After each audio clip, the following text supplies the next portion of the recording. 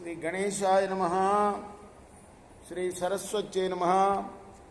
శ్రీ గురుభ్యో నమః. మిత్రులారా, భారతంలో విశేషాలు చెప్పుకున్నాం. నిన్నటి వరకు మనం ఆది పర్వాన్ని 44 భాగాలుగా చెప్పుకున్నాం. ఈరోజున 45వ భాగం చెప్పుకుందాం. చెప్పుకునే ముందు వ్యాసవారిని ప్రార్థన చేసుకుందాం. వ్యాసాయ విష్ణు రూపాయ వ్యాస రూపాయ విష్ణవే నమో వై బ్రహ్మణిదయే వాసిష్ఠాయ నమో నమః. అంజనానందనం వీరం జానకీ శోకనాశనం కపీశమక్షంతారం వందే లంకా భయంకరం. సదా నింబవృక్షస్య మూలాధివాసాత్ సుధాస్రావిణం చిత్తమప్యప్రియంతం తరుం కల్పవృక్షాదికం సాధయంతం నమామీశ్వరం సద్గురుం సాయినాథం.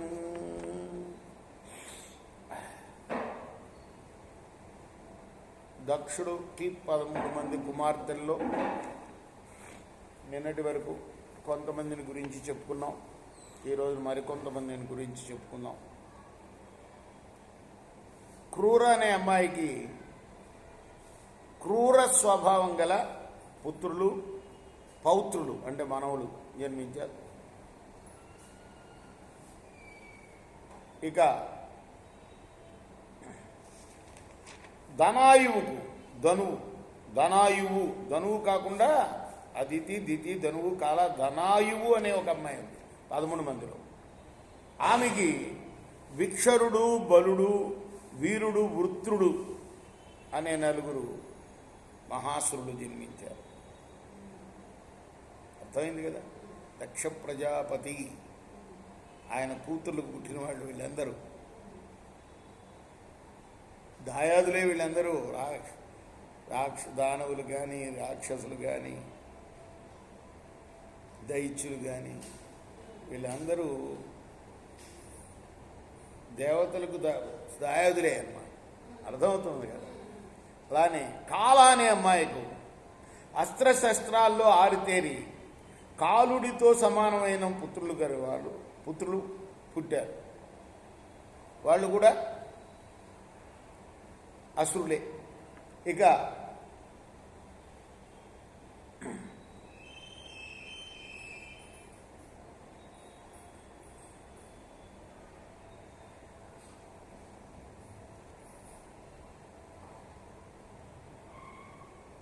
ఈ కాలకు పుట్టిన వాళ్ళలో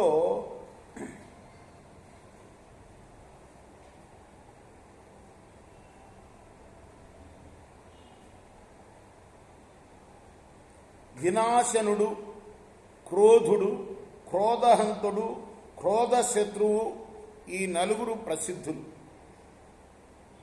ఇంకా కాలకేయులని ప్రసిద్ధి గల అసురులు కూడా ఈ కాల అనే అమ్మాయి యొక్క పుత్రులే.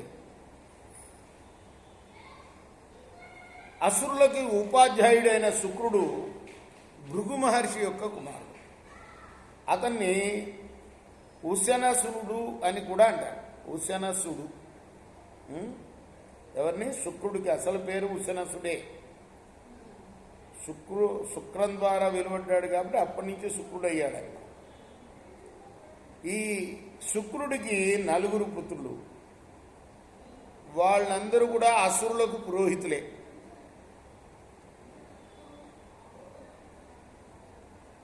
తక్కిన శుక్రుని కుమారులు త్వష్టాధరుడు అత్రి అనేవారు. మిగిలిన వారిద్దరూ రౌద్ర కర్మలు చేయించేవారు కూడా. ఉశనసుని అంటే ఈ శుక్రాచార్యుడి యొక్క కుమారులందరూ కూడా సూర్యుడితో సమానంగా ప్రకాశించేవారు. బ్రహ్మలోక పరాయణులు కూడా. పరీక్షన్ మహారాజు కాదు, ఎవరు మన జనమేజయ మహారాజా వైశంపాయనుడు చెప్తున్నాడు, పురాణాల్లో నేను విన్న రీతిగా దేవతల యొక్క అసురుల యొక్క జన్మ వృత్తాంతాన్ని నీకు చెప్పానయ్యా. వారి సంతానాన్ని అంటే పౌత్రాదులు ఇందరినీ గురించి చెప్పాలంటే సాధ్యమయ్యే పని కాదు.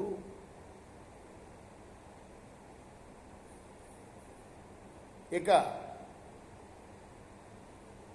వినతాపుత్రుల గురించి చెప్తాను. తాక్షుడు, అరిష్టినేమి, గరుడు, అరుణుడు ఆరుని వారుని వీళ్ళు వినతాపుత్రులు.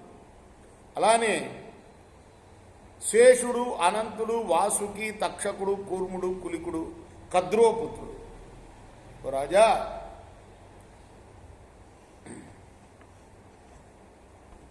భీమసేనుడు ఉగ్రసేనుడు సుపర్ణుడు వరుణుడు గోపతి ధృతరాష్ట్రుడు సూర్యవర్చసుడు సత్యవాకు అక్కపన్నుడు ప్రహితుడు భీముడు సర్వజ్ఞుడు చిత్రరథుడు శారిశిరుడు పర్జన్యుడు కలి నారదుడు ఈ 14 దేవగంధర్వ జాతుల వారు ముని గర్భం నుండి జన్మించారయ్యా.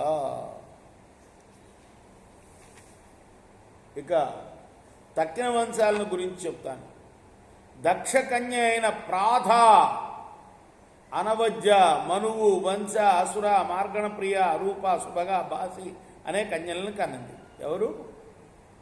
ప్రాధ అనే ఆమె అనవజ్యాని మనువని వంశాని అసురాని మార్గణప్రియ వీళ్ళన్నీ కన్యలను కన్నది. సిద్ధుడు పూర్ణుడు బహి మహాయశస్వి పూనాయువు బ్రహ్మచారి రతికుండు సుపర్ణుడు విశ్వాసువు భానువు సుచంద్రుడు అనే 10 మంది దేవగంధర్వ జాతుల వారు ఈ ప్రాధకు జన్మించిన కుమారుడు. చూసారా? అసురజాతి, దేవజాతి, గంధర్వజాతి వర్షం చెప్తున్నారు ఎవరెవరికి ఏ జాతులు వాళ్ళు పుట్టారు దక్షకన్యలకు. ఇంతేకాక ఈ ప్రాధ కశ్యప మహర్షి వల్ల ప్రసిద్ధులైన శుభలక్షణాలున్న అప్సర స్త్రీలకు కూడా జన్మనిచ్చింది. గంధర్వులు అప్సరులు అంటాం కదా, ఎవరికి పుట్టారు అనేది మన వివరణ అన్నమాట. ఇది విశేషం, ఈ రోజున భారతంలో విశేషం మనం చెప్పుకుంటున్నది. అలానే అలంబుష మిత్రకేశి విద్యుత్పర్ణ తిలోత్తమ అరుణ రక్షిత రంభ మనోరమ కేశిని సుబాహు సురత సరజ సుప్రియ అనేవాళ్ళు ఈ ప్రాధకు జన్మించిన వారే.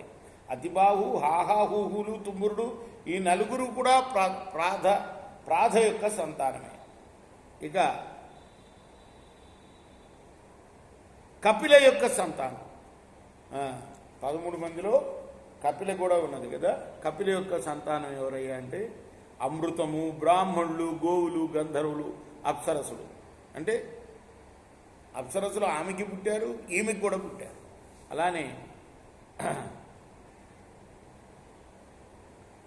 నేను ఇప్పుడు చెప్పినవన్నీ కూడాను ఈ సంతానం అంతా కూడా సమస్త ప్రాణుల ఉత్పత్తిని నీకు ఉన్నట్లుగా చెప్పాను రాజా. ఈ వృత్తాంతాన్ని వినాలి, వినిపించాలి.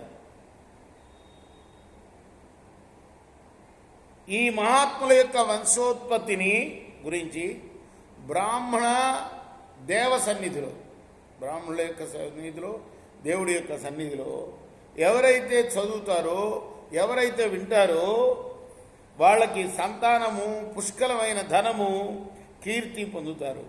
మరణానంతరం ఉత్తమం అంటే ఫలశ్రుతి. ఇది అన్నమాట ఈ ఈరోజు చెప్పిన విశేషాలు. కృష్ణార్పణమస్తు. కృష్ణార్పణ.